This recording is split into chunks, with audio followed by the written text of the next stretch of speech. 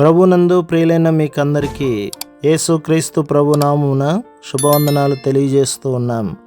దైవ సేవకులు బ్రదర్ భక్త సింగ్ గారి పరిచర్యలో నుండి దైవ మర్మములు డిసెంబర్ 30. ఆ 24 పెద్దలు సింహాసనమునందు ఆసీనుడై ఉండు వాని ఎదుట సాగిలపడి యుగయుగములు జీవించుచున్న వానికి నమస్కారము చేయుచు తమ కిరీటములను ఆ సింహాసనం ఎదుట వేసిరి. ప్రకటన గ్రంథం 4వ అధ్యాయం 10-11 వచనాలు. పెద్దలు జయించు వారికి సాదృశ్యముగానున్నారు. వీరు స్తుతి ఆరాధనతో నిండినవారు.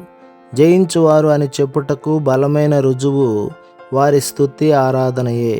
మంచి బోధ కలిగి ఉండి ఆరాధన చేయలేకపోయినచో మనము ఆత్మీయముగా ఎదుగజాలము. బైబిలు జ్ఞానము కలిగిన విద్యావంతులు ప్రార్థించుట ఎరుగుదురు గాని ఆరాధించుట ఎరుగరు. లూకాసు వార్త 7వ అధ్యాయం 38లో ఒక పాపపు స్త్రీ ప్రభువు పాదములను ముద్దు పెట్టుకొనుట చూచుచున్నాము. ప్రభువు తన పాపమును క్షమించనని ఎరిగి ఆమె ప్రభువు పాదములను ముద్దు పెట్టుకుని పాదముల మీద అత్తరు పూసెను. అది ఆరాధనకు గుర్తుగానున్నది. అనుభవముతో కూడినదే ఆరాధన. రక్షణానుభవమును కలిగిన వారు మాత్రమే ప్రభువును ఆరాధించగలరు. ప్రభు మిమ్మును, మీ కుటుంబమును, మీ సంఘమును దీవించి ఆశీర్వదించునుగాక. ఆమేన్.